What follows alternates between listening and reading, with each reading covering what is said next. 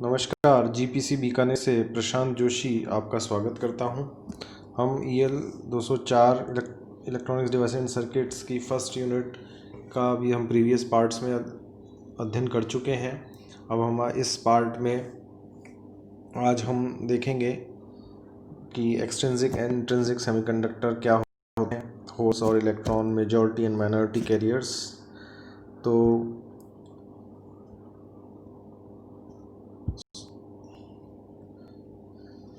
तो जैसा कि हमने अभी तक, ये हमारा थोड़ा सा एक क्विक रिव्यू हम देख लेते हैं। अभी तक जो हमने पढ़ा है, सिलिकॉन और जर्मेनियम का इस टाइप से स्ट्रक्चर होता है, जिसमें हम देख सकते हैं कि सिलिकॉन जो एक इंट्रिंसिक सेमीकंडक्टर है, अगर तो उसकी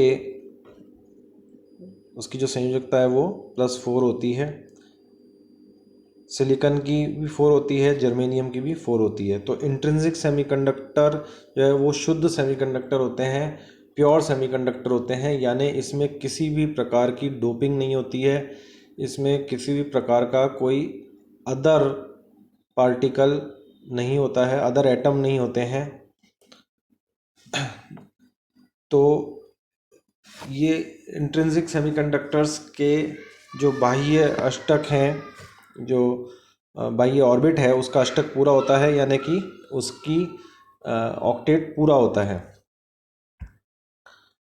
तो कंडक्शन इलेक्ट्रॉन और होल्स का इस प्रकार से होता है, जैसा कि हमने प्रीवियस लेक्चर्स में भी देखा था। तो जो प्योर क्रिस्टल है, रूम टेम्परेचर पर उसमें अगर पर्याप्त हीट एनर्जी दी जाए तो कुछ जो वैलेंस इलेक्ट्रॉन होते हैं, जो कि वैलेंस बैंड में रहते हैं, वो एनर्जी बैंड गैप वर्जित ऊर्जा अंतराल को जंप कर जाते हैं, उसको पार करके और कंडक्शन बैंड में चले जाते हैं। और इस प्रकार कंडक्शन बैंड में पहुंचने पर हम उन्हें फ्री इलेक्ट्रॉन कहते हैं या कंडक्शन इलेक्ट्रॉन कहते हैं।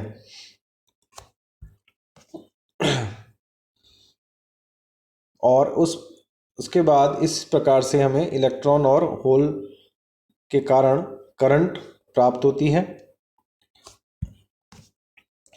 तो इलेक्ट्रॉन और होल्स की करंट हम इस डायग्राम से समझ सकते हैं कि बेसिकली जैसे यहाँ पे हम देखें, फर्स्ट स्टेप है, एक free electron leaves hole in valence shell.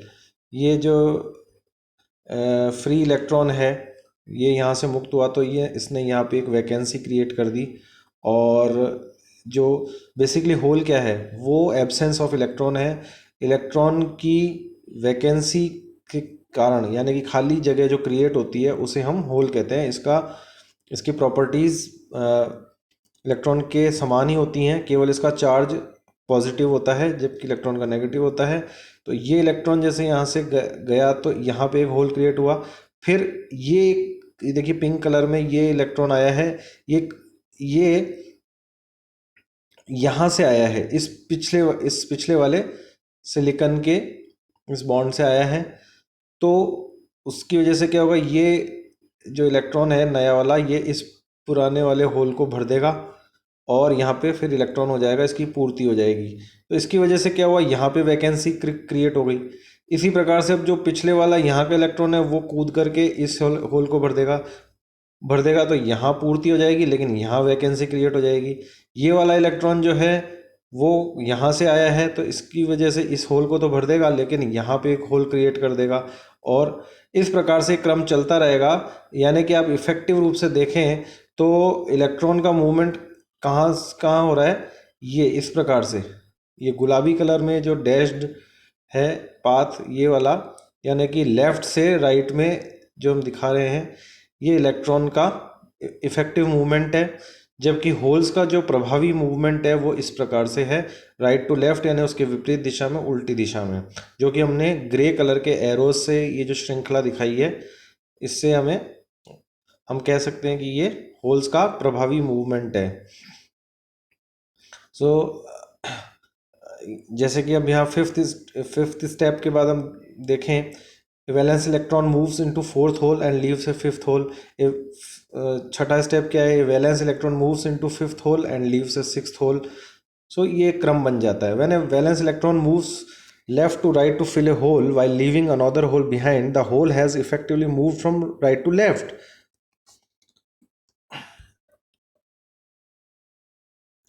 तो इसी प्रकार से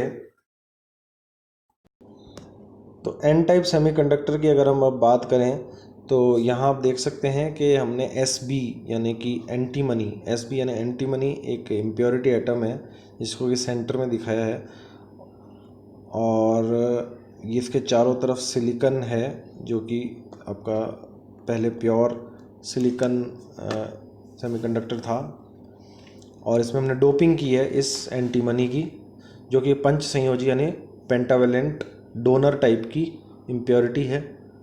तो इसकी वजह से क्या होगा कि ये फ्री इलेक्ट्रॉन जो है एक्स्ट्रा क्रिएट हो जाएगा, और ये एक तरह की donor type N type semiconductor होगा।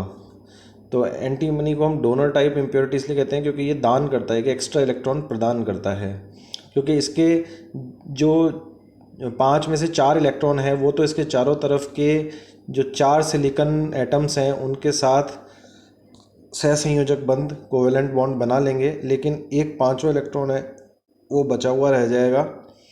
तो ये 5वां फ्री कंडक्शन इलेक्ट्रॉन हमें अवेलेबल हो जाता है। So electron in the conduction band and holes in the valence band make the semiconductor material to conduct, but they are limited to make it a very good conductor. तो एक सीमा ही होती है इसके conduction की। तो अब इसे हम ऐसे भी समझ सकते हैं एक डायग्राम से कि जिस प्रकार से इसमें देख सकते हैं आप, ये एक पेंटावेलेंट इम्प्योरिटी एटम है और ये एक N type semiconductor extrinsic semiconductor है जो कि वो मैं आपको बता रहा हूँ। तो इसमें ये जो शेडेड हैं ये तो सब सिलिकन के एटम्स हैं जिनकी हर एक के चारों तरफ 4-4 इलेक्ट्रॉन्स हैं, और ये जो एंटीमनी या आर्सेनिक या फास्फोरस जो पेंटावेलेंट हमने डाली है, डोपिंग की है, इस अशुद्धि के कारण 5 में से 4 इलेक्ट्रॉन तो आपका बंध बना लेते हैं और ये 5वां फ्री इलेक्ट्रॉन अवेलेबल रहता है जो कि कंडक्शन प्रदान करता है। इसी प्रकार से आप अगर हम पी टाइप की बात करें तो पी टाइप सेमीकंडक्टर में क्या होता है, जैसे गैलियम है या बोरॉन है या इंडियम है, ये सब 3 संयोजकता वाले होते हैं। तो इसमें क्या होगा कि तो यहाँ पर जो गैलियम है वो 3 संयोजकता के कारण इसके 3 इलेक्ट्रॉन तो 3 सिलिकन एटम्स के साथ में कोवेलेंट बॉन्ड बना लेंगे, जबकि एक जो चौथा सिलिकन का एटम है उसको गैलियम की तरफ से कोई भी इलेक्ट्रॉन नहीं मिल रहा है बॉन्ड बनाने के लिए। तो इसकी वजह से क्या होगा कि एक इनकम्प्लीट अधूरा सहसंयोजक बंध होने के कारण यहाँ पे एक होल क्रिएट होगा, और ये होल जैसा मैंने पहले बताया था वो कंटिन्यूसली शिफ्ट होता रहेगा अपने पड़ोस के जो अदर एटम्स हैं वहाँ से क्रमिक रूप से होल्स जो है वो इलेक्ट्रॉन द्वारा भरे जाते रहेंगे, और ये शिफ्टिंग होती रहेगी इस होल की। तो इस प्रकार से ये हमारा एक्सेप्टर एटम कहलाता है क्योंकि ये इलेक्ट्रॉन को स्वीकार करता है, एक्सेप्ट करता है। तो पी टाइप को हम एक्सेप्टर इम्प्योरिटी भी कहते हैं। अब इसी प्रकार से आप देख सकते हैं कि ये यहाँ पे एक पी टाइप सेमीकंडक्टर है। एक और उदाहरण बोरॉन है, सेंटर में बी है वो बोरॉन का परमाणु है। ये एक ट्राइवेलेंट इम्प्योरिटी है क्रिस्टल में, और चारों तरफ सिलिकन के एटम्स हैं। तो यहाँ पर ये होल क्रिएट हो गया है क्योंकि जो बोरॉन के 3 इलेक्ट्रॉन उन्होंने 3 सिलिकन के एटम्स के साथ सहसंयोजक बंध बना लिया, लेकिन एक जो है वो वैकेंसी है, इसलिए ये होल है फ्रॉम बोरॉन एटम। इस प्रकार से अब हम देखें कि किस प्रकार से इसका जो एनर्जी लेवल्स होते हैं जब हम इंट्रिंसिक सेमीकंडक्टर में डोपिंग करते हैं और उसे उसमें एक्सट्रिंसिक सेमीकंडक्टर उससे बनाते हैं तो एनर्जी लेवल्स पे क्या फ़र्क पड़ता है। तो जैसा कि हम जानते हैं कि इंट्रिंसिक जो सेमीकंडक्टर होता है उसमें फर्मी लेवल जो होता है वो बिल्कुल सेंटर में होता है, बीच में होता है। अब जैसे इस चित्र में मैं आपको बता रहा हूँ, ये चित्र बेसिकली एक N type semiconductor, extrinsic semiconductor के एनर्जी लेवल डायग्राम को बताता है। उसमें फर्मी लेवल की पोजीशन बताता है। यहाँ ये जो आप देख रहे हैं कि ये नीचे वैलेंस बैंड है, ऊपर कंडक्शन बैंड है। अब इंट्रिंसिक यदि सेमीकंडक्टर होता तो उसके बीच में यहाँ सेंटर में इस प्रकार से ये वाली जो डैश लाइन जो कि अभी ऊपर दिख रही है वो बिल्कुल बीच में इस वर्जित ऊर्जा अंतराल के एग्जैक्टली मिड में, सेंटर में होती ये डैश लाइन, और ये हमारा लेवल होता फर्मी लेवल बीच में। लेकिन चूंकि अब हमने इसे एक्सटेंसिव सेमीकंडक्टर बना दिया है, यानी इसमें एन टाइप पंच संयोजी अशुद्धि डाली है, तो उसकी वजह से क्या होता है कि ये लेवल, फर्मी लेवल ऊपर शिफ्ट हो जाता है और इसे हम डैश डैश से यहाँ दर्शाया है, और ये कंडक्शन बैंड के नज़दीक चला जाता है बजाय वैलेंस बैंड के। तो इसकी जो अगर हम कंडक्शन बैंड की जो एनर्जी है उसे वाई एक्सिस पे हम ई से दर्शाएं और डोनर लेवल की एनर्जी को ई डी से दर्शाएं, और वैलेंस बैंड की एनर्जी को वाई एक्सिस पे हमने ई वी से दर्शाया है, तो हम देखते हैं कि ई सी माइनस ई डी जो है, यानी कि कंडक्शन बैंड और डोनर लेवल के बीच का एनर्जी गैप 0.05 इलेक्ट्रॉन वोल्ट होता है। ये डेटा सिलिकॉन के लिए है। अगर ये जर्मेनियम होता तो उसमें 0.05 की बजाय 0.01 होता। तो ये हमारा एन टाइप एक्सट्रिंसिक सेमीकंडक्टर के लिए। अब हम चूँकि जानते हैं कि जो एन टाइप सेमीकंडक्टर है उसमें मेजॉरिटी कैरियर्स होते हैं इलेक्ट्रॉन, और माइनॉरिटी यानी अल्पसंख्यक कैरियर होते हैं वो होल्स होते हैं। जबकि पी टाइप सेमीकंडक्टर में उल्टा होता है, यानी उसमें मेजॉरिटी कैरियर्स पी टाइप में होल्स होते हैं और अल्पसंख्यक यानी माइनॉरिटी कैरियर्स इलेक्ट्रॉन होते हैं। तो अगर हम जैसा इस मैंने यहाँ पे एक नोट अनोटेशन डाला है, स्मॉल एन जो मैंने हैंड रिटन लिखा है, N P is equal to N I square, ये देखिए आप मैंने अलग से कलर्ड लिखा है। तो यहाँ एन क्या है, स्मॉल एन जो है वो इलेक्ट्रॉन की कंसंट्रेशन है, इलेक्ट्रॉन की डेंसिटी है, यानी कि पर सेंटीमीटर क्यूब वॉल्यूम में कितने इलेक्ट्रॉन्स हैं उनकी संख्या है। और जो पी है वो इकाई आयतन में कितने होल्स हैं उनकी संख्या है, यानी कि होल्स की सांद्रता है, यानी कि उनका घनत्व है। तो एन और पी दोनों का जो प्रोडक्ट है वो हमेशा कांस्टेंट होगा और उसे हम एन आई स्क्वायर से दर्शाते हैं। N P is equal to N I square, ये जो है रिलेशन, इसे मास एक्शन लॉ कहते हैं, मास एक्शन लॉ। यानी कि एन आई जो कि एक कांस्टेंट है, अगर वो हमें पता हो, जो कि हम प्राय न्यूमेरिकल आता है उसमें गिवन होता है, तो उसके स्क्वायर में अगर हम पी से डिवाइड करें तो हमें एन की वैल्यू मिल जाएगी और वाइस वर्सा।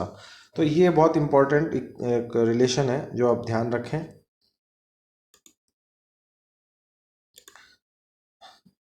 इसी प्रकार से अगर हम बात करें पी टाइप सेमीकंडक्टर की, यानी कि एक्सेप्टर जो होते हैं, तो इसमें त्रिसंयोजी शुद्धि होती है। तो उसमें पी टाइप में जो एक्सेप्टर एनर्जी लेवल होता है वो वैलेंस बैंड के नज़दीक होता है, यानी कि यहाँ पे ई ए माइनस ई वी जो है वो 0.05 इलेक्ट्रॉन वोल्ट होता है। और ई सी माइनस ई वी, ये जो पूरा का पूरा ये वाला गैप है, ये हमारा वर्जित ऊर्जा अंतराल है ई जी। तो हम देख सकते हैं कि पी टाइप में ये जो एक्सेप्टर एनर्जी लेवल है ये वैलेंस बैंड के नज़दीक है, जबकि एन टाइप में क्या था, ये वाली डैश लाइन जो है वो कंडक्शन बैंड के नज़दीक थी।